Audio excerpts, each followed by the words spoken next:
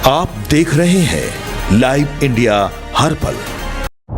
नमस्कार, live India में आपका स्वागत है। मैं अनिल सम्राट। पूर्व विधायक अंबा प्रसाद ने वर्तमान हजारीबाग सांसद मनीष जायसवाल और हजारीबाग विधायक प्रदीप प्रसाद और बड़कागांव विधायक रोशन लाल चौधरी पर कई आरोप लगाए हैं। बड़कागांव के पूर्व विधायक अंबा प्रसाद ने कहा है कि मेरी निजी जिंदगी पर लोगों को टिप्पणी करने का कोई अधिकार नहीं है। हमारे आंदोलन को झूठ बोलने का भी भारतीय जनता पार्टी को अधिकार नहीं है, क्योंकि हम लगातार विस्थापित लोगों के हक के लिए संघर्ष कर रहे हैं और भारतीय जनता पार्टी के दोनों ही विधायक के द्वारा कंपनियों के खिलाफ आंदोलन किया जा रहा है। जब बीजेपी और कांग्रेस दोनों एक ही मुद्दे पर सवाल खड़ा कर रही है तो लाजमी सी बात है कि बड़कागांव में क्या चल रहा है, यह सोचने वाली बात है। वहीं हजारीबाग के विधायक प्रदीप प्रसाद और बड़कागांव विधायक रोशन लाल चौधरी ने कहा कि अंबा प्रसाद के पूरे परिवार के द्वारा विस्थापितों को केवल ठगा गया है। कंपनी के साथ मिलकर लगातार काम कर रहे हैं और अब हम पर आरोप लगा रही हैं। जहां तक बात रही उनकी शादी की, तो राजनीतिक रूप से हम शादी करने की सलाह उन्हें नहीं दे सकते। सबसे पहले आप सभी पत्रकार बंधु, प्रेस, मीडिया, सभी हमारे मीडिया साथी को जोहार करते हैं। आप सभी को तहे दिल से धन्यवाद देते हैं कि समय समय पे आपने हमेशा हमारे प्रेस कॉन्फ्रेंस को या हमारी बातों को बहुत प्रमुखता से चलाया है।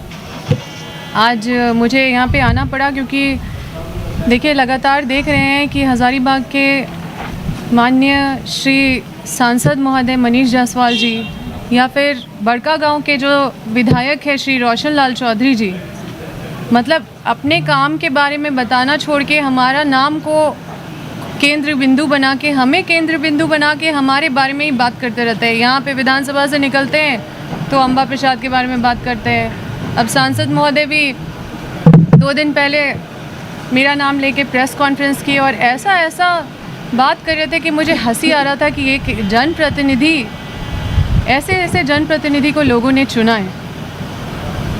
आजकल लोगों को मेरे शादी की बहुत चिंता हो गई है। शादी एक मेरी निजी ज़िंदगी से संबंध रखता है। किसी की निजी संबंध या निजी पसंद के बारे में राजनीतिक लोग को टिप्पणी नहीं करना चाहिए। मेरी तो एक भी शादी नहीं हुई है, किसी की 3 शादी हो गई है। एक जो सब लोग जानते हैं और जिसमें हम लोग जाके गिफ्ट भी दिए थे। 2 का छुपा के कि अगर बताते तो हम लोग उसमें भी जाके गिफ्ट देते। अब आजकल हमारे क्षेत्र में दहेज का आदान प्रदान करके हमारे लोकसभा क्षेत्र में कॉरपोरेट सामूहिक शादी कराया जा रहा है, जिसको पूरा कॉरपोरेट स्पॉन्सर कर रहा है, एनटीपीसी और अन्य कंपनी स्पॉन्सर करी। आप लोग सुने होंगे कि सीएसआर से शादी हो रहा है। अब तो खुल के, जब हमारा विरोध चला, हम बयान देने लगे तो खुल के अब इस बात को कबूल भी किया गया माननीय सांसद जी के द्वारा कि सीएसआर से हमने उनको याद दिलाया। सीएसआर का क्या जिम्मेदारी है, कंपनियों को याद दिला रहे हैं, क्योंकि जो गरीब जनता है वो नदारत है। तो गरीब जनता क्या, कुंवारे लोग ही हैं गरीब, और जो विस्थापित हैं, सीएसआर से विस्थापित लोगों का अधिकार सबसे ज़्यादा होता है। लेकिन ये पूरा जो स्पॉन्सर करके जो एनटीपीसी, ये जो सामूहिक शादी का जो आयोजन किए थे एनटीपीसी के सीएसआर पैसे से, जिसके स्टार प्रचारक मनीष जायसवाल जी थे और जिसका पूरा खर्चा उठाने वाला एनटीपीसी और कई कॉरपोरेट कंपनी थी, जिसमें बीजेपी के लोगों को फ़ायदा हुआ और राजनीतिक फ़ायदा पहुंचाने वाले जो लोग हैं वो एनटीपीसी और कंपनी है। तो आप सोच लीजिए कि किस तरह का खेल खेला जा रहा है और कैसे मूर्ख बनाया जा रहा है जनता को। ये बोलते हैं हमारे घर ईडी आया, तो हमारे घर ईडी आया तो सबको पता है, आप लोग भी चलाए हैं कि हमारे घर ईडी आया। बहुत सारे लोग कहानी भी बनाए हैं तरह तरह के, लेकिन हम उस पर नहीं जाएंगे। हमारे घर ईडी आया तो हम कोई बीजेपी के बिल में तो जाके नहीं घुस गए और ना ही कोई बीजेपी के वॉशिंग मशीन में जाके घुस गए, जैसे कि विधायक श्री रोशन लाल चौधरी जी बड़कागांव के घुस गए वॉशिंग मशीन में। जैसे कि सांसद महोदय भी बीजेपी के वॉशिंग मशीन में दूसरे पार्टी से आके घुस गए, और जैसे कि कुछ लोग घुसते हैं और घुसने के बाद बिल्कुल बेदाग होके वॉशिंग मशीन से निकलते हैं। तो मैं बस इतना ही कहना चाहती हूँ कि थाली के बैंगन की तरह इधर उधर होने वाले, जो कभी इस पार्टी में कभी उस पार्टी में, पहले कांग्रेस जिंदाबाद भी करते थे, फिर जेवीएम जिंदाबाद भी किए हैं, उसके बाद फिर बीजेपी में आके बीजेपी का भी गाना गा रहे हैं। इनका कोई स्थायी राजनीतिक मतादर्श नहीं है, ये लोग का कोई स्थायी मतादर्श नहीं है। ये लोग जहाँ फ़ायदा देखते हैं वहाँ पे ये लोग मतलब वहाँ पे ढल जाते हैं। तो इस तरह के लोग का कोई मतादर्श नहीं है, और गिरगिट और शेरनी में अगर लोग अंतर नहीं समझ सके तो ये मेरा दुर्भाग्य है। जो मनीष रोशन लाल चौधरी जो विधायक जी हैं, उन्होंने अभी भी 22 तारीख को एक 0 आवर में एक मामला पढ़ा था, और पढ़ते पढ़ते इन्होंने बोला कि बड़का गांव में जो पुलिस है वो कंपनी के साथ मिलके दबाव बना रही है रैयत पे, वो फर्जी मुकदमे कर रही है, लोगों को जेल भेज रही है। यही बात पूर्व मंत्री योगेंद्र साहु भी कर रहे हैं, यही बात पूर्व विधायक श्रीमती निर्मला देवी जी भी कह रही है, यही बात मैं भी कह रही हूँ। अब बीजेपी और कांग्रेस एक ही बात कह रहे हैं। आप सभी मीडिया बंधु सब संविधान के चौथे स्तंभ हैं। आप ही बताइए सच में बड़का गांव में चल क्या रहा है? और कंपनी और सब लोग कह रहे हैं, बीजेपी और कांग्रेस दोनों जब कह रही है और जब वो विधानसभा में 0 आवर में वो पढ़ दे रहे हैं, तो इसका मतलब इसकी पुष्टि होती है कि कंपनी और प्रशासन मिलके रैयतों पे दबाव बना रहा है, कंपनी और प्रशासन मिलके फर्जी मुकदमा करके रैयतों को जेल भेज रहा है। तो इसमें बीजेपी क्या कर रहा है? क्या बीजेपी सामूहिक विवाह की तरह, क्या सामूहिक आंदोलन मतलब सामूहिक शादी की तरह सामूहिक आंदोलन ये लोग कर रहे हैं? पूरे जिला के जितने हज़ारीबाग जिला के विधायक हैं और सांसद हैं, क्या विस्थापितों के लिए कुछ कर रहे हैं? क्या एक दिन भी ये लोग आंदोलन किए, धरना किए? क्या ये लोग अपने आप को आंदोलनकारी कभी बोल सकते हैं, या कोई भी जनता इनको कभी आंदोलनकारी बोलेगी कि ये आंदोलनकारी हैं? यहाँ पे विधायक श्री रोशन लाल चौधरी आते हैं और बोलते हैं नौटंकी कर रहे हैं लोग, नौटंकी कर रहे हैं, और बोलते हैं कि अम्बा प्रसाद ने सिर्फ अपने माता पिता को छुड़ाया और बाकी रैयतों को जेल भेज दिया। मुझे भी पता है कि ये साजिश किया गया ताकि आंदोलन को कमज़ोर किया जा सके, क्योंकि जो एफआईआर किया गया है उस एफआईआर कॉपी को मैं यहाँ लाई हूँ, आप देख लीजिए। इसमें योगेंद्र साहु जी का भी नाम है इस एफआईआर में, और निर्मला देवी जी का भी नाम है, लेकिन इन लोगों को छोड़ के 5 मासूम रैयतों को जेल भेज दिया गया। जब हम लाइव आए थे तो हम अपने माता पिता के लिए बात नहीं कर रहे थे। हम जब लाइव आए थे तो वो गरीब मासूम रैयतों को हम अपने लाइव में दिखाए थे कि देखिए इन लोगों को देखिए आप, और उनको छुड़ाने के लिए हम गए थे, लेकिन चकमा देके उनको पुलिस पूरा उनको दिन भर इधर उधर छुपा छुपा के रखा, और हम लोग ढूंढते रहे। उनके पूरे परिजन के साथ हम दिन भर शाम को मतलब 3 चक्कर लगाए होंगे केरेडारी से हज़ारीबाग, केरेडारी थाना, पगार थाना, बड़का गांव थाना, केरेडारी अस्पताल, बड़का गांव अस्पताल, कई जगह हम लोग ढूंढते रहे। फिर शाम को जब इस एफआईआर का पता चला तब जाने कि इस तरह का साजिश किया जा रहा है और आंदोलन को कमज़ोर करने का कोशिश किया जा रहा है, और रैयतों को ये समझाने का कोशिश किया जा रहा है कि हम लोग उनके साथ नहीं हैं। लेकिन उनका ये मंसूबा कभी भी कामयाब नहीं होगा। ये जो फूट डालने का कोशिश कर रहे हैं वो आगे भी करेंगे, और इस तरह से करते आए हैं, करते रहेंगे। लेकिन हम लोग की लड़ाई जारी रहेगी, हम लोग का आंदोलन जारी रहेगा, और तब तक जारी रहेगा जब तक उचित मुआवजा और पुनर्वास हमारे क्षेत्र में या हमारे विस्थापितों को नहीं मिलेगा। आप लोग सुने होंगे प्रेस कॉन्फ्रेंस में माननीय सांसद महोदय बोल रहे थे कि पूर्व मंत्री श्री योगेंद्र साहु जी अपना ज़मीन के लिए या अपना ज़मीन के लिए या फिर अपना फैक्ट्री के लिए मुआवजा मांग रहे हैं। वो तो कब से आंदोलन कर रहे, कितने सारे कंपनी को भी भगाए, और हमको लगता है 3 साल भी नहीं हुआ उनका जेल से आए हुए, 7 साल वो जेल में भी रहे, राज्य बदर भी हुए। तो क्या बड़का गांव में रैयत होना तो इसका मतलब अपराध है? अगर अपने ज़मीन में आंदोलन कर रहे तो ऐसा होता है क्या कि आप अपना ज़मीन का आंदोलन अलग कीजिए और दूसरे का ज़मीन का आंदोलन अलग कीजिए, ऐसा होता है? तो अगर वो 2013 का कानून का मांग कर रहे हैं कि 2013 कानून का पालन करो, तो पालन होगा तो पूरे प्रोजेक्ट में होगा। एनटीपीसी पूरे प्रोजेक्ट में ये पालन करेगी, ना कि सिर्फ उनके ज़मीन में पालन होगा। हम ये कहना चाहते हैं कि माननीय सांसद महोदय को ये बोलना पड़ता है जब उनके ऊपर आरोप लगता है कि वो झारखंड के नहीं हैं, वो जुगरा के हैं, तो उनको आके अपना साबित करना पड़ता है कि नहीं, हम यूपी के नहीं हैं, हम जुगरा के हैं, वहाँ पे मेरा खतियान है, वहाँ पे मेरा ज़मीन है, मेरे बाप दादा का ये है वो है। तो हम ये पूछना चाहते हैं कि क्या आपका खतियान है वहाँ पे? क्या आप मतलब वहाँ पे आपका जो है ज़मीन, जो खतियान है, वहाँ पे एनटीपीसी अधिग्रहण आपका ज़मीन का अधिग्रहण किया है? अगर एनटीपीसी आपका ज़मीन पे काम कर रहा है तो क्या आपको उचित मुआवजा मिला?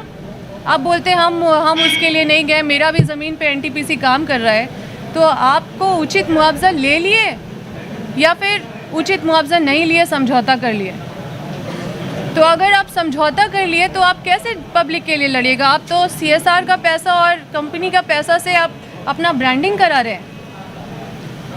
तो कई सारा चीज़ है जो हम ये बतलाना चाहते हैं कि इन लोगों को आपको सुनना चाहिए, और इनके आसपास बैठे हुए लोग जो हंस रहे थे इन सब बातों पे, उनकी हंसी पे आपको गौर करना चाहिए।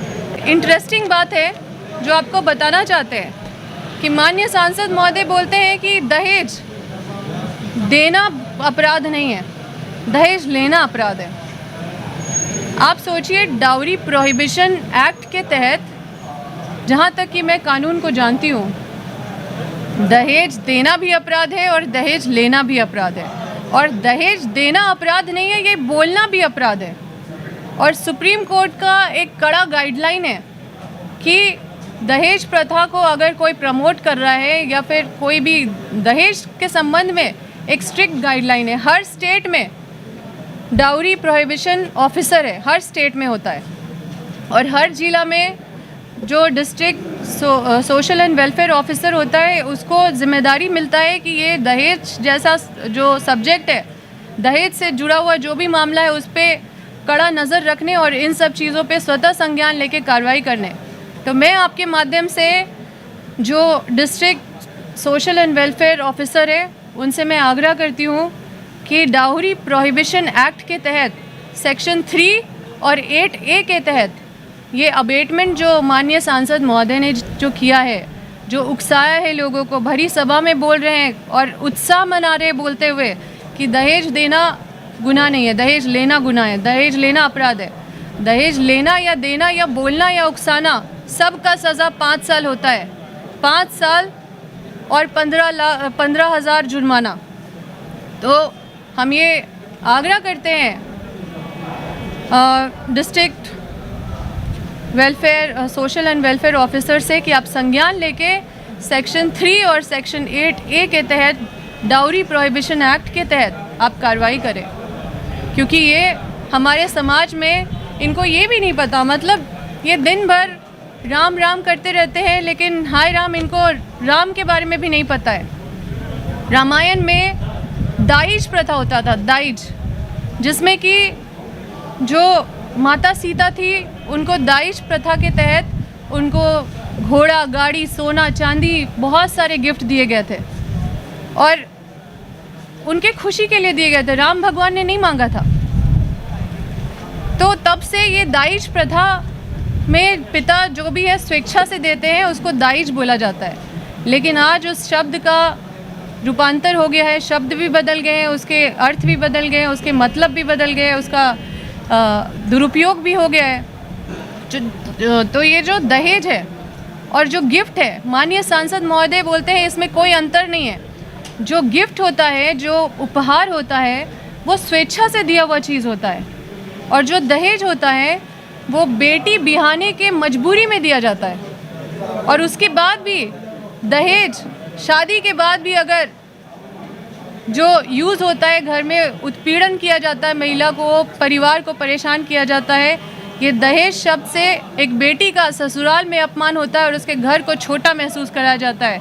और इस शब्द से समाज को बचाने का ज़रूरत है। ये शब्द हमारे समाज से पूरी तरह से ख़त्म करने का ज़रूरत है। लेकिन एक ज़िम्मेदार जनप्रतिनिधि जो पूरे ज़िम्मेदारी से इस तरह का बात कर रहे हैं, ये बड़ा ही दुर्भाग्यपूर्ण है।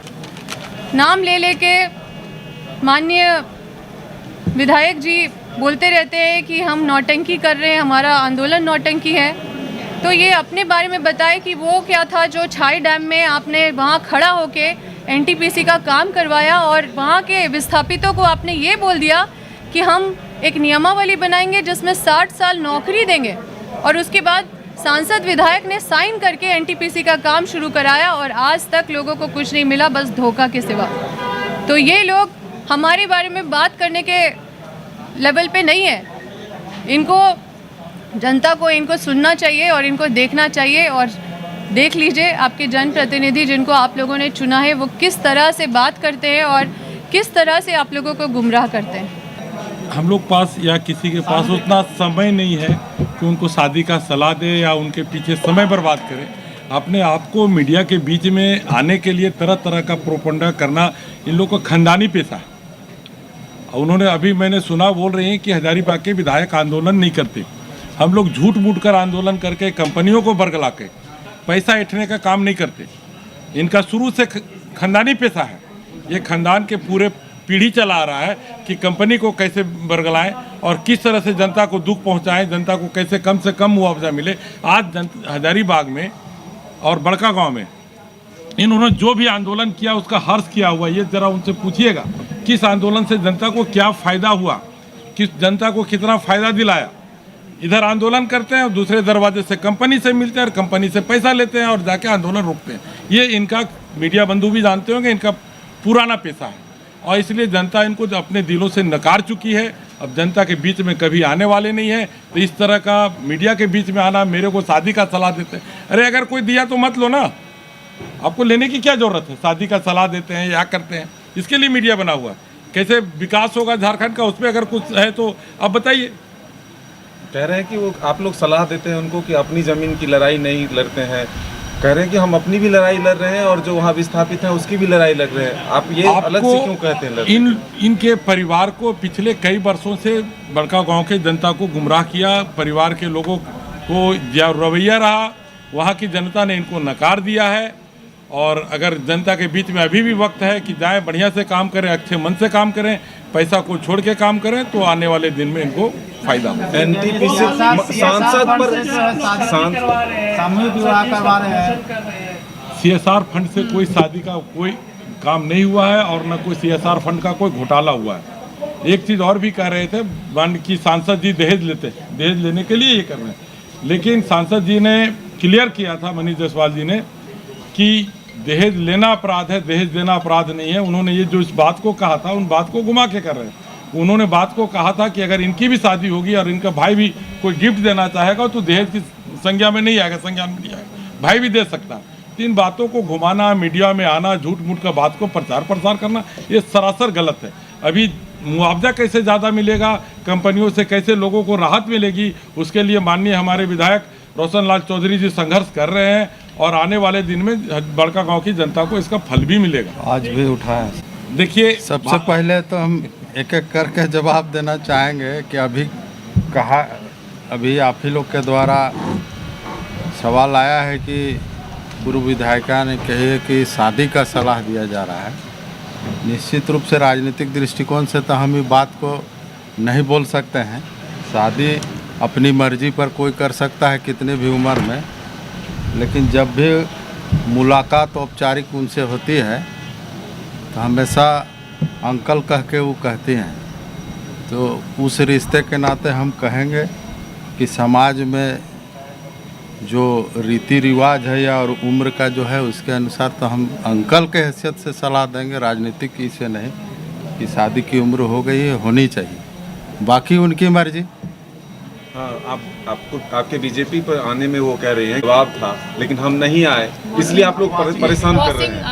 आप लोग बीजेपी जाते हैं तो बेदाग हो निश्चित रूप जाते से हैं। हमारे या हमारे परिवार या हम लोग जिन लोगों के ऊपर आरोप लगाया गया है उन लोग के ऊपर किसी तरह का आज तक सरकारी एजेंसी से, ना राज्य के किसी एजेंसी से या केंद्र के एजेंसी से किसी के ऊपर, ना प्रदीप बाबू के ऊपर, ना मेरे ऊपर, ना मनीष जायसवाल के ऊपर किसी तरह का कोई आज तक कोई आरोप नहीं है, लगा भी नहीं है। सीधी की बात तो छोड़िए,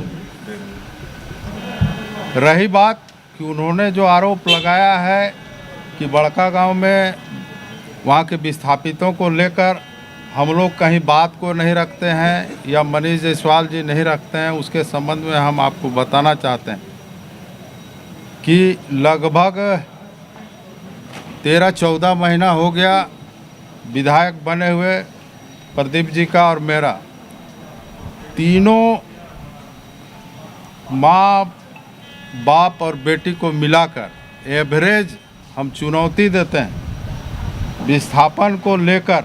जितना सदन में विस्थापितों की आवाज़ को औसतन हम उन रिकॉर्ड होगा, आप भी उसको अभी भी देख सकते हैं, वहाँ के विस्थापितों को बात को जितना हमने रखा है वो तीनों मिलकर उतना नहीं रखे होंगे।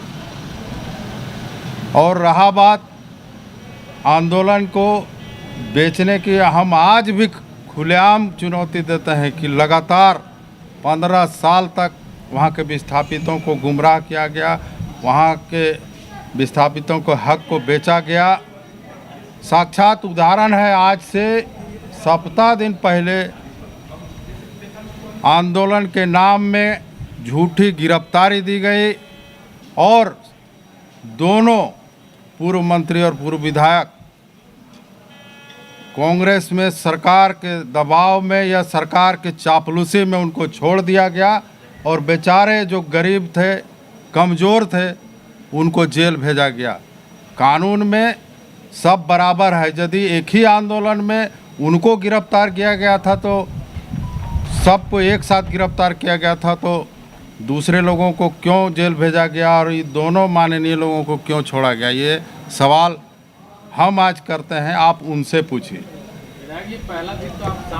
गलत यही हम सभी मीडिया के साथियों से कहना चाहेंगे, उस दिन भी हम कहे थे और आज भी कह रहे हैं, विस्थापित के नाम से सही आंदोलन का हम आज भी समर्थन करते हैं। हम ये नहीं कहे थे कि हम जोगेंद्र साहब और निर्मला देवी के आंदोलन का समर्थन करते हैं। हमने उस समय भी कहा था कि इन लोगों का पुराना आदत है, यही अम्बा प्रसाद जीतने के बाद आंदोलन हुआ था, 3 महीना तक पूरा बड़का गांव का माइंस बंद था।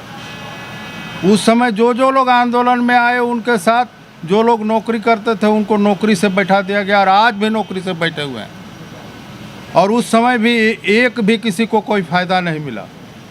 और इनके आंदोलन के समय साथ आंदोलन करने वाले लगभग 25 से 30 आदमी को जेल भेजा गया, झूठा केस किया गया। और इनके ऊपर हम आज भी बता रहे हैं कि जो केस हुआ है झूठा है, अपने से करवाए हैं और सब इनका केस वापस होगा, ये हम आपको बताना चाहते हैं। अच्छा, सभी सांसद विधायक मिलकर उनके परिवार को टारगेट कर नहीं, हम टारगेट आज ऑन रिकॉर्ड आप भी देख सकते हैं कि हमसे पहले वो अब प्रेस में आपके पास आकर अपना बयान दिए हैं, उसके बाद हम बयान दे रहे हैं। सिर्फ हम वो सवाल कर रही है उसका हम जवाब दे रहे हैं। नहीं, वो हमारे टारगेट में ना वो थी कभी, ना आज भी नहीं है, कल भी नहीं है और कल भी नहीं रहेगी, लेकिन वो सवाल करेगी तो उसका जवाब हम जरूर देंगे और पुरजोर तरीके से देंगे। निश्चित रूप से CSR फंड में सामुदायिक के लिए किया गया है वो, और सार्वजनिक जो लिए हैं पैसा, सार्वजनिक रूप से प्रेस कॉन्फ्रेंस करके माननीय सांसद जी ने सार्वजनिक किया है, वो छिपने छिपाने की बात नहीं है। जो भी कंपनियां किस मकसद से दी हैं वो सार्वजनिक है, पब्लिक डोमेन में है, वो देखा जा सकता है।